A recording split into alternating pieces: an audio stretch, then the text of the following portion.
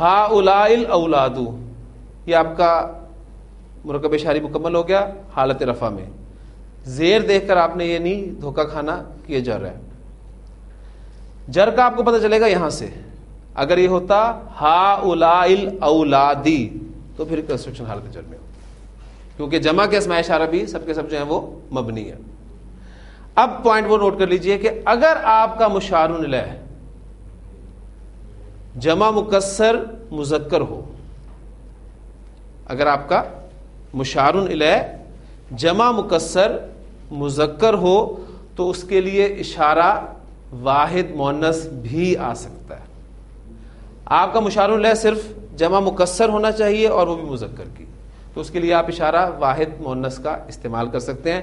لہٰذا یہ کنسٹرکشن تو ہماری ٹھیک ہے ہی ہے قاعدے کے اعتبار سے. اس کی دوسری کنسٹرکشن پھر کیا بنے گی؟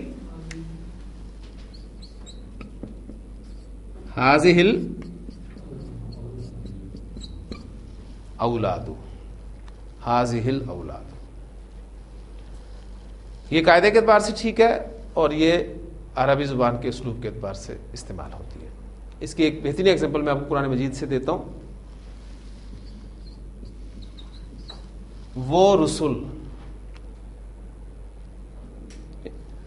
یہ رسول ورڈ رسول کی جمع کے لیے استعمال ہوتا ہے.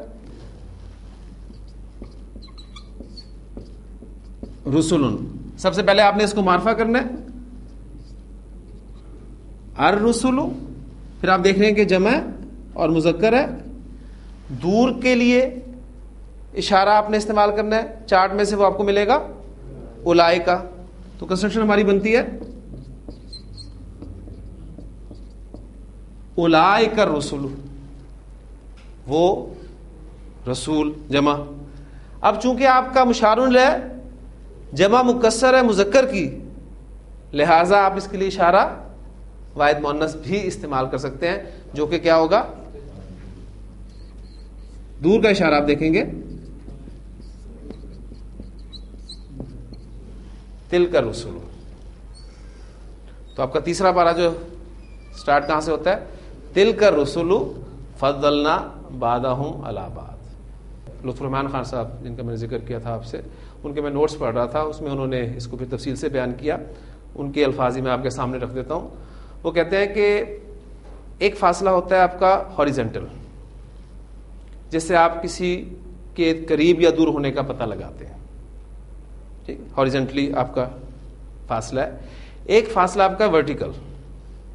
اب یہ فاصلہ جو ہے اس سے کسی کے مقام اور رتبے کا اندازہ لگایا جاتا ہے.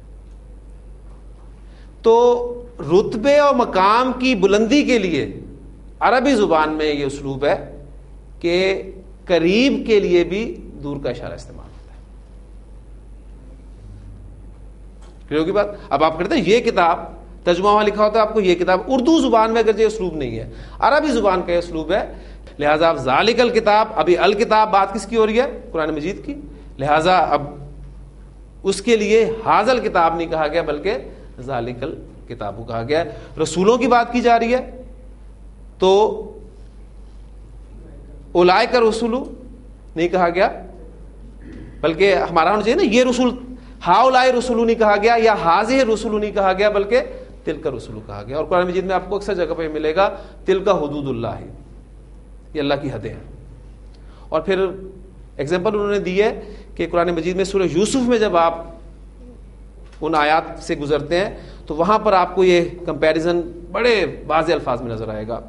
عزیز مصر کی بیوی نے دعوت دی کھانے پر. جب وہ سارا واقعہ ہو گیا، چرچے ہونے لگے عورتوں میں اور وہ ملامت کرنے لگی کہ کیسی عورت ہے یہ جو اپنے غلام کے ساتھ انوالو ہو گئی ہے. تو اس میں جب اس نے دعوت پر ان سب کو بلایا اور پھر سب کے ہاتھ میں پھل اور چھری چاقو وغیرہ پکڑائے اور پھر حضرت یوسف علیہ السلام کو جب اس نے آواز دی تو جب انہوں نے دیکھا، بڑے خوبصورت الفاظ ہیں قرآن مجید کے کہ فلما رأینہ، پس جب انہوں نے اس کو دیکھا اکبرنہ، تو اسے بڑا جانا. قلنا، اور کہنے لگی حاشا للہ، اللہ کی پناہ، ما ھذا بشر، یہ کوئی بشر نہیں ہے. اب وہ عورتیں جو کہ یوسف علیہ السلام کے مقام سے، ان کے مرتبے سے واقف نہیں تھیں، لہٰذا انہوں نے ان کے لیے اشارہ استعمال کیا قریب کا. ما ھذا بشر، یہ کوئی بشر نہیں ہے. لیکن چونکہ عزیز مصر کی بیوی حضرت یوسف علیہ السلام کے کردار سے بخوبی واقف تھی، لہذا اب جو اس نے الفاظ کہے ہیں وہ قرآن مجید نے نقل کیے ہیں. پھر اس نے کہا کہ فذالکن الذی لمتننی فیہ، یہ تھا وہ جس کی وجہ سے تم مجھے ملامت کرتی تھی. تو اس نے حضرت یوسف علیہ السلام کے لیے ذالکہ کا اشارہ استعمال کیا، جبکہ ان خواتین نے ان کے لیے ھذا کا اشارہ استعمال کیا. یہ امن والا شہر، آپ کا مشار الیہ اس میں کیا ہے؟ امن والا شہر، یہ آپ کا مشار الیہ. اب یہ مشار الیہ جو ہے یہ اپنی جگہ پر مرکب ہے، اور کون سا مرکب ہے؟ مرکب توصیفی ہے. لہٰذا آپ کا مشار الیہ جو ہے مرکب توصیفی ہے، اور مرکب توصیفی آپ کو بنانا آتا ہے. ٹھیک، امن والا شہر آپ بنائیں گے تو شہر کی عربی بلدن ہوتی ہے، اور امن والا امین کا لفظ استعمال ہوتا ہے. تو آپ اس کو کنسٹرکٹ کریں گے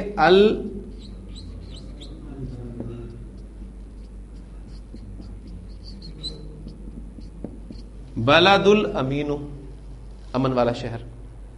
کیونکہ کنسٹرکشن وہ ہے ہی معرفہ، اس لیے میں نے اسے معرفہ میں ہی کنسٹرکٹ کیا. البلد الامین، امن والا شہر.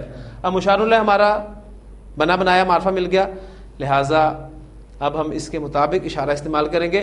مرکب توصیفی میں اصل حیثیت کس کو حاصل ہوتی ہے؟ موصوف کو.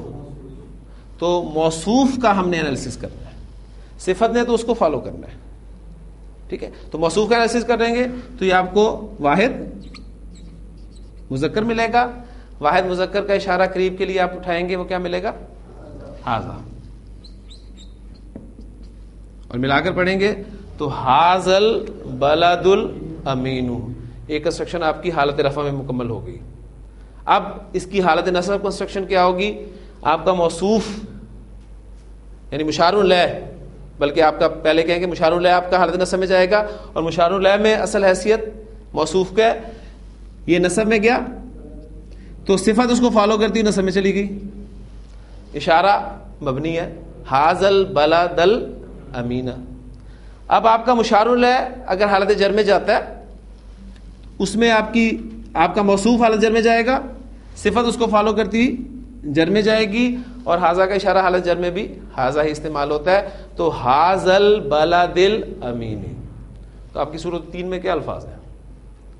والتین والزیتون وطور سینین وھذل بلد الامین. تو پوری کنسٹرکشن جو ہے صورت 3 کی وہ حالت جر میں استعمال ہوئی ہے. کیوں استعمال ہوئی ہے حالت جر میں؟ اس کا جواب بھی باقی ہے. وہ انشاءاللہ تعالی ہمارا جو چوتھا مرکب ناقص ہوگا اس میں آپ کو ان تمام باتوں کے جوابات بھی انشاءاللہ تعالی مل جائیں گے. سبحانک اللہم و بحمدک، نشہد ان لا الہ الا انت، نستغفرک و نتوب الیک.